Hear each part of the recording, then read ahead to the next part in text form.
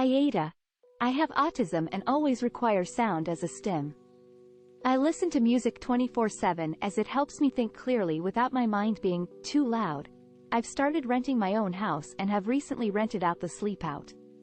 Flatmates have been living here for about a month now and have just Coke Tomato let me know that they need silence, and that it's a bad environment when they come in to make dinner and there's sound coming from behind them. I've tried turning the bass down low or off if I want the volume higher to reduce the bass in the house, which they seem happy with now.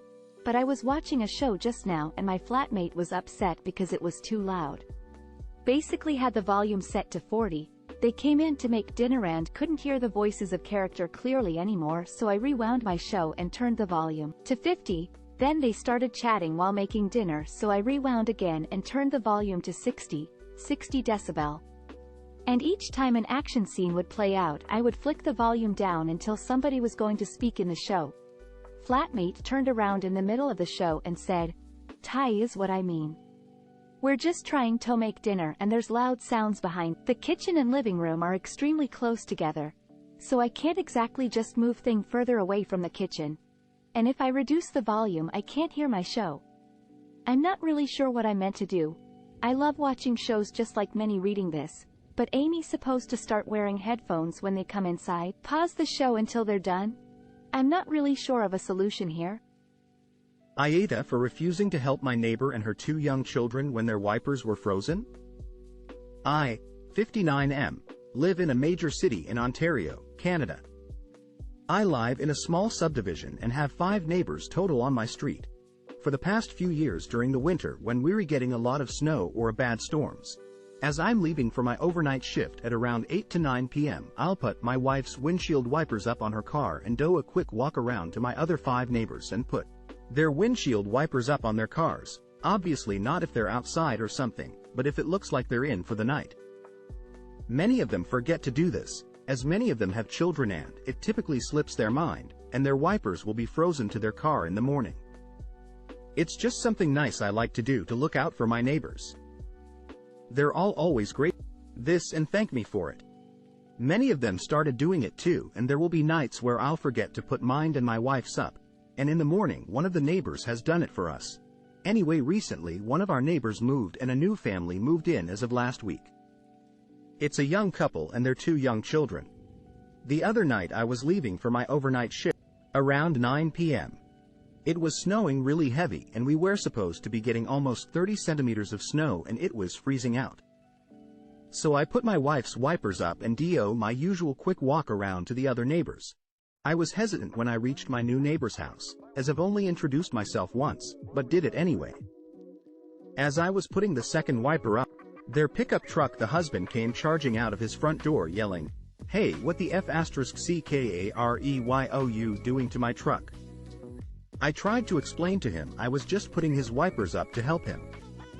He continued to scream at me to get the hell off my property and don't touch my hit again. The wife then came out and started yelling at me too. I apologized and started walking away. Some other neighbors heard the commotion and came outside to see what was happening. They tried explaining to him too that it's just something we do. Both of them wasn't having it. Fast forward to this morning. I'm arriving home from my overnight shift, and as I'm walking in I see the wife of this couple struggling outside to break the ice off the windshield wipers of the truck. Guess she was trying to take her kids to school and the wipers were frozen solid on the car. She sees me and yells over, "Hey there. Do you mind giving me a hand please?" I look over to her and yell back, "No sorry. Thought I was to never touch your hit again ma'am," and walked back inside. She yelled back at me, "Wow, told my wife about this. She thinks I should've helped her because she was just trying to get her kids to school." I disagree as I was just following what they told me. AITA? AITA for telling my father's wife she can't make me pray or make me religious. I lost my mom 2 years ago when I was 14. Before that, I lived primarily with her and saw my father one weekend a month because he lived several hours from me. He's been married to Charlotte for years and they have 6 kids under the age of 10. When Mom died I moved in with them unfortunately and life became pretty rough. I'm atheist and Charlotte and my father are some kind of Christians. to this small church where there's a big emphasis in everyone taking part. I am forced to attend. But recently I was asked not to come back because I don't pray, I don't engage in services, and was also not involved in the youth service stuff they had for kids and teens. They don't like having someone who never prays, so my father was told it was best if I didn't return. Charlotte is ist. She is not okay with me living with them and not attending, and she told me to pray. I told her no. I told her I have never prayed a day in my life and I won't start just for her. She told me I am setting a bad example for her children, and I told her I didn't care, that her beliefs are not mine, and I'm not sitting there talking to myself or addressing someone I don't believe in. I told her she can't make me religious, and the sooner she accepts that the better. She told me I was a sinner and I should be ashamed of myself for speaking to her and about the family religion that way. AITA? My father and I are not close. He is no help to me. I do not have the option to talk anything over with him. AITA for making my teens 16M and 14F share a bedroom? Throwaway account. My husband unexpectedly passed away a few months ago, and I became a single mother to 3 kids. Age 16M, 14F and 2F. Due to the significant decrease of income, I was no longer able to continue renting where we were, and all I can afford is a 1-bedroom apartment. Currently, I am sleeping in the living room with my youngest 2F. I gave the bedroom to my 16M and 14 and asked them to share in the meanwhile. I tried adding a privacy screen in the middle so they feel like they have their own space, but they are telling me that this isn't acceptable. Each of my kids used to have their own rooms, so this is a massive change for them. I have been looking for a better paying job for months and so far have had no luck. Second job because I can't afford to pay someone to care for my daughter 2F outside daycare hours.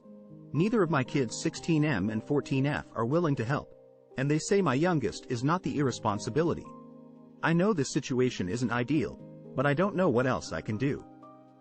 For the past month, I've not been eating anything for 2 days a week and just telling the kids I'm trying out the fasting trend for weight loss purposes.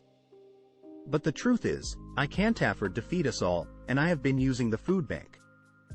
Prior to this, I had never had to use food bank services before, and I am so thankful that it exists. I am both thankful and deeply ashamed at the same time. Would I be the off for telling my teens that they must share the bedroom? Would it be better if I suggested my son sleep in the living room with me and have both my female kids share the bedroom instead? I do not live in the US, but it is not common for teenagers of opposite sex to share a bedroom. That is something I do absolutely recognize. Edit. Gosh, I really wasn't expecting so many responses when I checked back. Thank you, everyone. All this time, I did feel it would be unfair to put adult problems on my kids. However, I will be giving them a surface-level talk about our finances. I'll also be bringing them with me to the food bank. Hopefully, they'll be more understanding. Edit 2. The bedroom is larger than the living room. I am able to fit 2 single beds into the bedroom, and the kids have space to store their clothes while still having the room divider in the middle. The living room is smaller. I currently have my youngest and my own clothes stored in the hallway due to lack of space.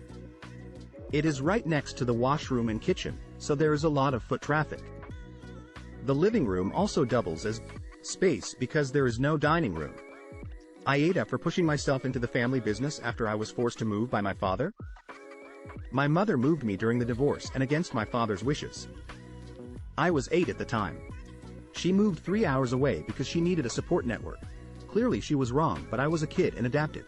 My father started legal proceedings against my mother and the whole thing took 6 years. I would visit my father for half of summer vacation and many holidays. But I really loved my mom. When I was 14, my father basically threatened to have my mother arrested if she didn't let him have custody of me.